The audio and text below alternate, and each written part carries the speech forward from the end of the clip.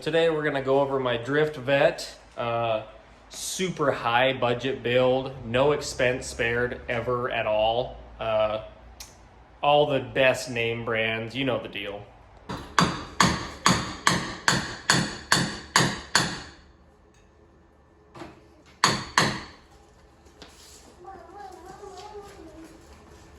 Much better. You might have seen this thing in competition.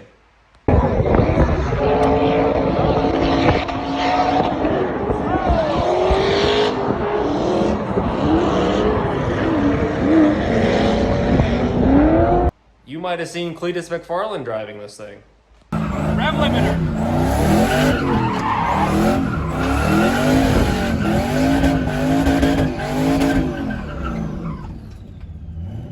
You might need to change tires. We'll look at it. Got a little out of hand. Yeah. Let me just try one loop. You might have seen this thing in the sand dunes.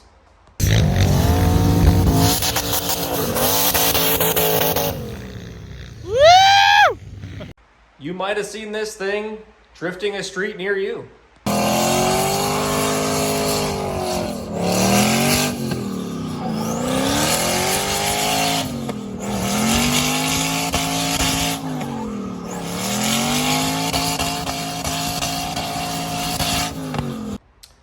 This old girl's been around, and it ain't going nowhere. So let's do a build breakdown on it. This is my 2000 twin turbo C5 Driftvette. Savage C5.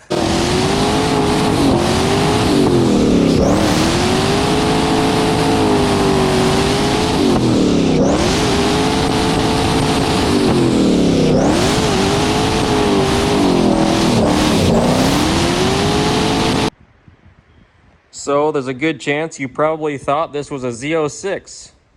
That is not the case. This is an FRC, fixed roof coupe. They made these in 99 and 2000 before they came out with the Z06. It is a Speedway white, I believe. And they made 300 of them in 99 and 300 in 2000. So there's only 600 total white C5 FRCs ever. So it's pretty rare. Now you're probably asking yourself, why in the world would he take a C5 FRC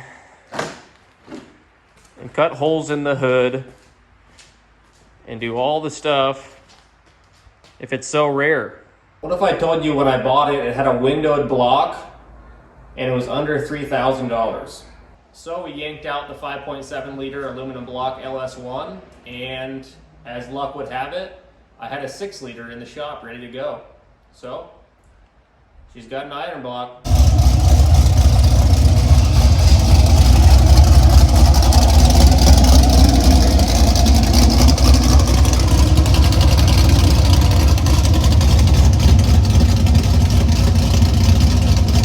So we put the 6 liter iron block in there and ran an NA for a while, and it made 370 wheel horsepower, and it was fun.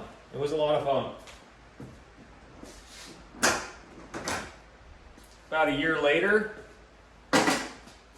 we decided to put the turbos on. I do think I like it better with the hood off, but it looks a little cleaner with the hood on. Right about there.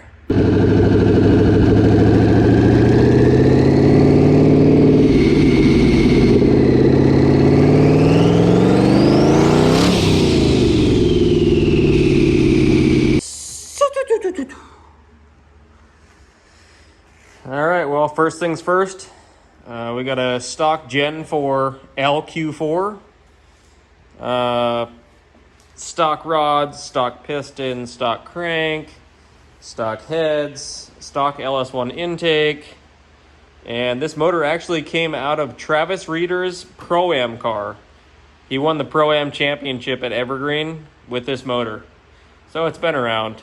Things that are done to the 6 liter are, it's got a BTR Stage 2 camshaft, twin turbo cam, valve springs, push rods, a high volume oil pump, and ARP head bolts, not the studs.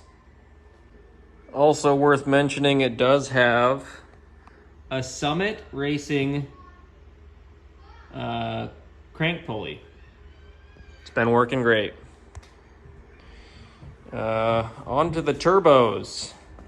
These are Precision 5557. They are pretty much the entry-level turbo. A lot of people run them just single with like a 4-cylinder, and with twins with the V8 it's just perfect. Precision 40 millimeter gates on each side here. We have a eBay front mount, aftermarket radiator. I'm not sure what the brand is on that. Fuel injectors. We're running 80-pound Deca fuel injectors. And for the fuel pump, we're running the stock fuel pump with a 380 pump that comes on at 3 psi via the hob switch down here. Also have our blow-off valve right there. You can tell the hot side piping was a lot of work. Fully custom, built up by my brother and I. It actually went together pretty nice. The transmission is a stock T56. I was wondering when I bought the car if it would work, and it's still going now, so that's nice. It's got a Monster ceramic single disc, good for 850. That's also been stout as ever, hasn't missed a beat. So basically what we're talking about here, from here back, it's stock. From here forward, all the boost. Now let's go ahead and take a look at the inside. Nothing special, but we got our nice roll cage here. Nameless hydro. 6-speed, of course. NRG wheel with the quick disconnect. Shoo. The seats are actually the units that came in it. They're kind of, whatever. The G-force, it's got the G-force harnesses, fire extinguisher. Yeah, not too bad. I like the way the cage turned out. And let's take a look at the wheels. They are BMW parallels, 18x8 in the front, 18x9.5 in the rear. I'm running a 1-inch spacer in the front, nothing in the rear. What's up, dude? And we put a little spoiler on there. Nothing special, but it's kind of cool. I like it.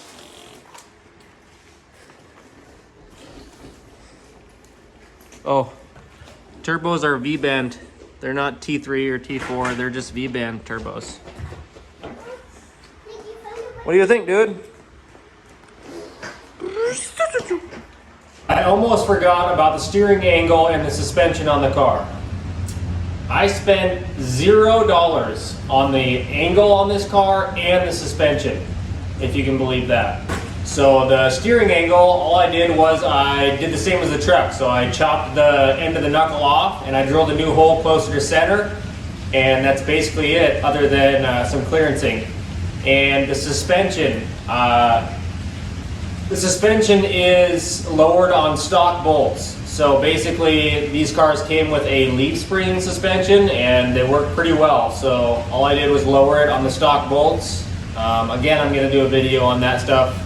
I'm not gonna get in depth right now, but $0. So just think about that. check out my videos and you can see it works.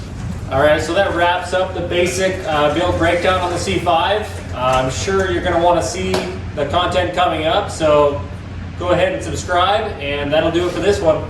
Catch you later.